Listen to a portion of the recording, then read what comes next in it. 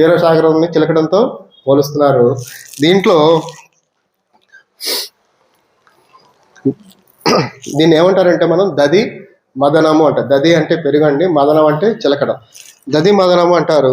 ఆ క్షీరసాగరమును చిలికేటప్పుడు, మదించేటప్పుడు ఆ క్షీరసాగరం అంటే దానిలో వేసినటువంటి పెరుగు అలాంటివన్నీ భగవంతుడని, అందులో పెరుగు భగవత్ స్వరూప లక్షణాలని, గుణగణాలని, వాటిని మనం మననం చేసుకుంటూ మదించడం అంటే చిలకడం అని, భగవంతుని యందు పట్టుదలతో కూడినటువంటి బుద్ధి ఏమిటయ్యా అంటే మందర పర్వతం అని. మందర పర్వతాన్ని వీళ్ళు ఎలాగా చూసుకుంటున్నారంటే కవ్వంతో పోల్చుకుంటున్నారు. ఈ కవ్వమే ఆనాడు మందర పర్వతము అని ఆ మందర పర్వతాన్ని బుద్ధిగా అంటే బుద్ధి స్థిరంగా ఉండాలి భగవంతుడి దగ్గర ఉన్నప్పుడు అని సూచిస్తున్నారండి. బుద్ధి మందర పర్వతం నాకు కట్టినటువంటి తాడు ఉంటుందండి. కవ్వాన్ని చిరికేటప్పుడు దానికి ఒక తాడు కట్టి అటుపక్క ఇటుపక్క 2 కొసలు పట్టుకొని ఇలా చిలుకుతారు. ఆ చిలికేటప్పుడు ఆ తాడుని వాసుకి అనేటువంటి సర్పాన్ని, మందర పర్వతంగా ఆ రోజున వాసుకి అనే సర్పాన్ని కట్టి దేవతలు రాక్షసులు కలిసి చిలికారు కదా, అలాగే ఈ కవ్వాన్ని కట్టిన తాడుని వాసుకితో పోల్చుకుంటున్నారు. పోల్చుకుని చిలుకుతున్నారు. భగవంతుని యందు పట్టుదలతో కూడిన బుద్ధి మందర పర్వతం అని, కవ్వానికి కట్టినటువంటి తాడు మందర పర్వతానికి కట్టినటువంటి వాసుకి అయినటువంటి సర్పం అని, ఈ సర్పాన్ని మనలో ఉండే శ్రద్ధగా వీళ్ళు పోల్చుకుంటున్నారండి. మదనము అంటే ఈ భగవంతుని యొక్క చేరుకునేటువంటి ప్రయాణంలో మనం కూర్చుని చేసేటువంటి పూజలు కానీ, వ్రతాలు కానీ, ధ్యానం కానీ ఏదైనా సరే మనం కూర్చుని భగవంతుని చేరుకోవాలని ప్రయత్నం చేసేటప్పుడు మంచి శక్తులు వస్తాయి, దుష్ట శక్తులు వస్తాయి. అంటే మంచి ఆలోచనలు వస్తాయి, చెడు ఆలోచనలు వస్తాయి.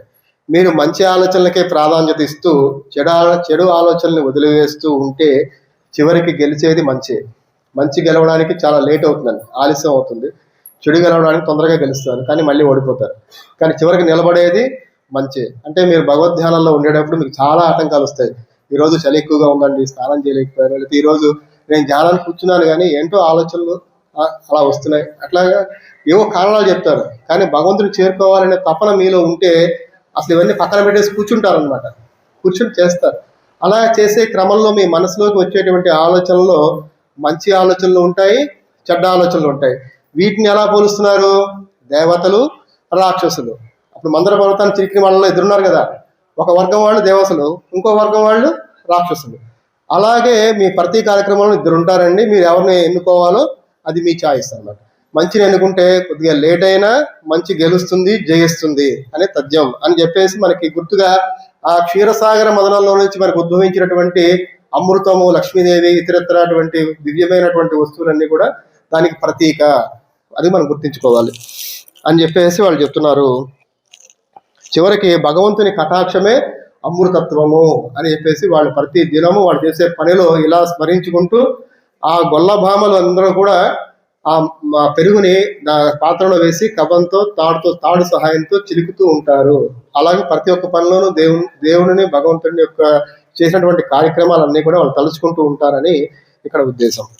నాయక పెన్బిళ్ళాయ్ నారాయణన్ మూర్తి కేశవనై పాడవం నీకేటే కిడత్తియో అనేటువంటి 2 శ్లోకాలకు మనకు అర్థం ఏమిటి అంటే, ఓ గోపికా నాయకి, ఆ శ్రీ మహావిష్ణువుని మేము కీర్తిస్తున్నాము, ఆయన గురించి మేమంతా చెప్పుకుంటున్నాము. అందులో క్రమంగానే కేసి అనేటువంటి ఒక రాక్షసుడిని చంపినందువల్ల ఆయనకు శ్రీకృష్ణునకు కేశవ అనేటువంటి ఒక నామం వచ్చింది. ఇటువంటి మంచి విషయాలు భగవంతుడి గురించి మేము చెప్పుకుంటున్నాము, గట్టిగా మేము మాట్లాడుకుంటున్నాము. ఆ యొక్క మాటలు కూడా నీకు వినబడలేదా? లేవమ్మా, లేచి రావమ్మా, మనం వెళదాము, ఆలయానికి వెళదాము, రామ్మా అని చెప్పేసి వాళ్ళు చెప్తున్నారనమాట. తేసముడయాయ్ తిరవేలో రెంభావాయ్, లేవమ్మా, లేచి రావమ్మా, ఓ నాయికామణి, ఇకరైనా తలుపు తెరువుము, అదిగో నీ తేజస్సు మాకు అగుపడుచున్నది, ఓ తేజస్సాలని అని గోపికలందరూ కూడా అంటున్నారనమాట. ధనుర్మాస వ్రతంలో భాగంగా 2వ పాసురం ఇది. ఈ పాసురానికి అర్థము ఇది అనమాట. గోదా అమ్మవారికి మనం నమస్కారం చేసుకుంటూ ఒకసారి మనం అందరం కూడా ఈ పాసురాన్ని ఒకసారి మనందరం కూడా చెప్పుకుందామండి. కీసు కీసు ఎన్నుం ఆనై చాత్తన్ కలందు వేసిన பேச்சரவம் கேட்டிலையோ பேயப்பெண்ணே காசும் பிறப்பும் கலகலப்ப கைபேர்த்து வாச நரங்குலாட்சியர் மத்தினால் ஓசை படுத்த தைரவம் கேட்டிலையோ நாயக பெண் பிள்ளாய் நாராயணன் மூர்த்தி கேசவனை பாடவம் நீ கேட்டு கிடத்தியோ தேசமுடையாய் திரவேலோ ரெம்பாவாய். கர்க்கடே பூர்வ பல்குண்யாம் துளசி கானனோத்பவாம் பாண்யே విశ్వంబరాం వందే గోదాం శ్రీరంగనాయకీం. అటువంటి జై శ్రీమన్నారాయణ. అలాగే మనం ఈరోజు ఒక పాత్రాన్ని తెలుసుకున్నాము. అందుకు ఇప్పుడు గోదామాతకు అష్టోత్తర శతనామార్చన జరుగుతుంది. అందరూ ఆ కార్యక్రమంలో పాల్గొనండి. తర్వాత మంగళాశాసనం జరుగుతుంది.